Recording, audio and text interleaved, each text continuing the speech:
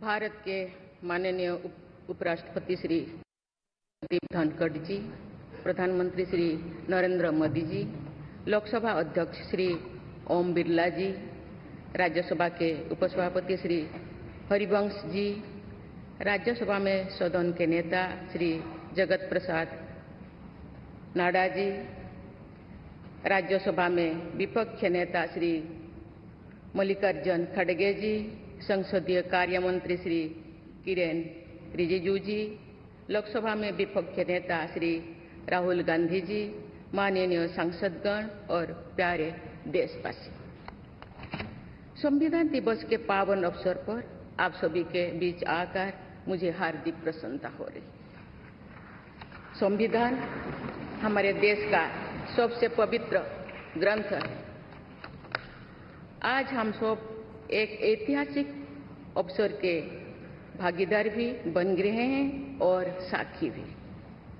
75 वर्ष पहले संविधान सदन के इसी केंद्रीय कक्ष में आज ही के दिन संविधान सभा ने नवस्वाधीन देश के लिए संविधान निर्माण का बहुत बड़ा कार्य संपन्न किया था। उस दिन संविधान सभा के माध्यम से हम भारत के लोगों ने इस संविधान को अपनाया, अधिनियमित किया और आत्मार्पित किया था। हमारे संविधान हमारे लोकतांत्रिक गणतंत्र की सुदृढ़ आधारशिला है। हमारा संविधान हमारे सामूहिक और व्यक्तिगत स्वाभिमान को सुनिश्चित करता है। आज कृतज्ञ राष्ट्र की ओर से मैं संविधान सभा के सदस्यों और कर्मियों को श्रद्धांजलि अर्पित करती हूँ। ये देश का सौभाग्य है कि संविधान सभा के अध्यक्ष डॉक्टर राजेंद्र प्रसाद ने तथा प्रारूप समिति के अध्यक्ष डॉक्टर बाबा साहेब आम्बेडकर ने संविधान निर्माण की यात्रा का मार्गदर्शन किया। बाबा साहेब आम्बेडकर ने प्रगतिशील और समावेशी सोच की छाप हमारे संविधान पर अंकित किया है। संविधान सभा में बाबा साहेब के ऐतिहासिक संबंधों से ये तथ्य स्पष्ट होता है कि भारत लोकतंत्र की जननी है। अपने लोकतंत्र पर गौरव की इसी भावना के साथ आज हम सब इस विशेष अवसर पर एकत्र हुए। ये अवसर संविधान सभा की 15 महिला सदस्यों के योगदान को स्मरण करने का भी है। हमें उन अधिकारियों के अमूल्य योगदान को भी याद रखना चाहिए जिन्होंने नेपथ्य में रहकर काम किया। उनकी कार्यनिष्ठा ने संविधान निर्माण की प्रक्रिया को सुचारू रूप से आगे बढ़ाया। उनमें प्रमुख भूमिका श्री BN राव की थी, जो संविधान सभा के संवैधानिक सलाहकार थे। मैं संविधान सभा के सचिव श्री HBR अंगगर, संयुक्त सचिव श्री SN मुखर्जी और उप सचिव श्री जुगल किशोर खन्ना को भी उल्लेख करना चाहूंगी। माननीय सांसदगण, स्वतंत्रता के 75 वर्ष पूर्ण होने पर मैं सभी देशवासियों ने आज़ादी का अमृत महोत्सव मनाया। आगामी 26 जनवरी को हम अपने गणतंत्र की 75वें वर्षगांठ मनाएंगे। इस तरह के समारोह हमें अब तक की यात्रा का अवलोकन करने और आगे की यात्रा की बेहतर योजना बनाने के अवसर प्रदान करते हैं। ऐसे समारोह हमारी एकता को मजबूत बताने की तथा ये दर्शाते हैं कि राष्ट्रीय लक्ष्यों को प्राप्त करने के प्रयासों में हम सब एक साथ हैं। हमारे स्वाधीनता संग्राम के दौरान अनेक महान विभूतियों ने हमारे राष्ट्रीय आदर्शों को रेखांकित किया था। हमारी संविधान सभा में हमारे देश की विविधता को अभिव्यक्ति मिली थी। संविधान सभा में सभी प्रांतों और क्षेत्र के प्रतिनिधियों की उपस्थिति से अखिल भारतीय चेतना को शोर मिला था। संविधान सभा के वाद विवाद तथा सदस्यों के संबोधनों में हमें संविधान निर्माण की प्रक्रिया के साथ साथ अपने देश के बारे में गहरी जानकारी प्राप्त होती है। आज जिन पुस्तकों का विमोचन किया गया तथा जो शॉर्ट फिल्म्स दिखाई गई, उनमें लोगों को हमारे संविधान निर्माण के गौरवशाली इतिहास का परिचय प्राप्त होगा। एक अर्थ में भारत का संविधान कुछ महानतम मेधावी लोगों द्वारा लगभग 3 वर्षों के विचार विमर्श का परिणाम था, लेकिन सही अर्थ में ये हमारे लंबे स्वाधीनता संग्राम का परिणाम था। उस अतुलनीय राष्ट्रीय आंदोलन के आदर्शों को संविधान में अत्यंत महत्वपूर्ण स्थान दिया गया। उन आदर्शों को सुस्पष्ट और संक्षिप्त रूप से संविधान की प्रस्तावना में व्यक्त किया गया है। ये आदर्श है न्याय, स्वतंत्रता, समता और बंधुता। ये आदर्श सदियों से भारत को परिभाषित करते रहे। संविधान की प्रस्तावना में उल्लिखित आदर्श एक दूसरे के पूरक है। समग्र रूप से ये सभी आदर्श ऐसा वातावरण उपलब्ध कराते हैं जिसमें हम नागरिक को फूलते फलते समाज में योगदान देने तथा साथी नागरिकों की मदद करने का अवसर मिलता है।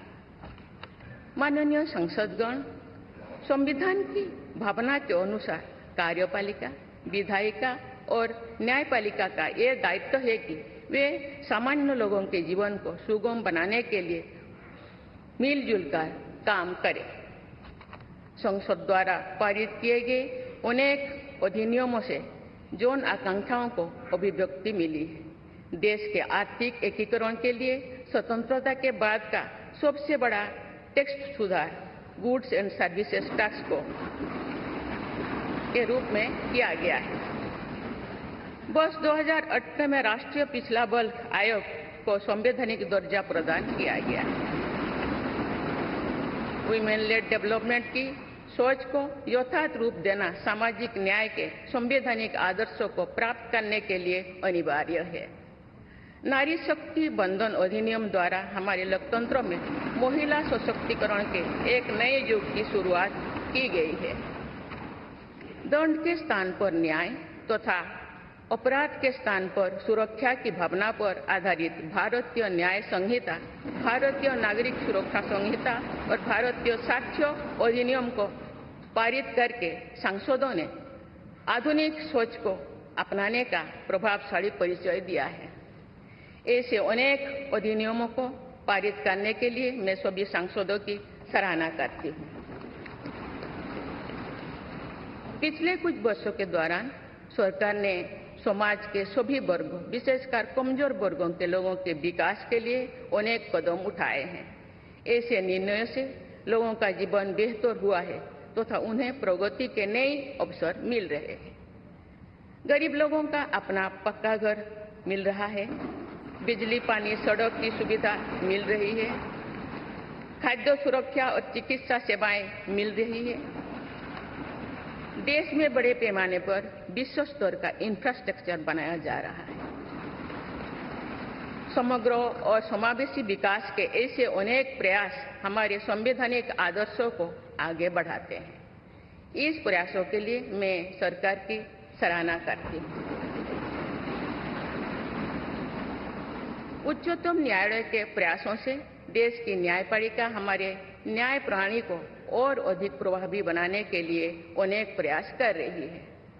न्यायपालिका विचाराधीन कैदियों को और जेल सुधार के विषयों पर भी कार्यरत है।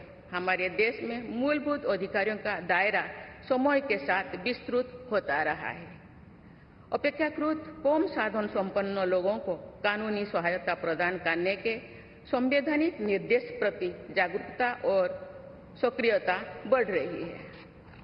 माननीय सांसदगण, कार्यपालिका, विधायिका और न्यायपालिका के साथ साथ सभी देशवासियों की सक्रिय भागीदारी से हमारे संवैधानिक आदर्शों को शक्ति मिलती है। हमारे संविधान में प्रत्येक नागरिक के मूल कर्तव्यों का स्पष्ट उल्लेख किया गया है। भारत की एकता और अखंडता की रक्षा करना, समाज में समरसता की भावना का निर्माण करना, महिलाओं के सम्मान को सुनिश्चित करना, पर्यावरण की रक्षा करना, वैज्ञानिक दृष्टिकोण को अपनाना, सार्वजनिक संपत्ति की सुरक्षा करना तथा राष्ट्र को उपलब्धियों की नई ऊंचाई तक ले जाना नागरिकों के मूल कर्तव्यों में शामिल है। हमारा संविधान एक जीवंत और प्रगतिशील दस्तावेज है। बदलते समय की मांग के अनुसार नए विचारों को अपनाने की व्यवस्था हमारे दूरदर्शी संविधान निर्माताओं ने बनाए थे। हमने संविधान के माध्यम से सामाजिक न्याय और समावेशी विकास के अनेक बड़े लक्ष्यों को प्राप्त किया है। नई सोच के साथ हम भारत को विश्व समुदाय में नई पहचान दिला रहे हैं। हमारे संविधान निर्माताओं ने भारत को अंतर्राष्ट्रीय शांति और सुरक्षा को मजबूत बनाने में महत्वपूर्ण भूमिका निभाने का निर्देश दिया है। आज एक अग्रणी अर्थव्यवस्था होने के साथ साथ हमारा देश विश्व बंधु के रूप में ये भूमिका बेखूबी निभा रहे हैं। समुदाय में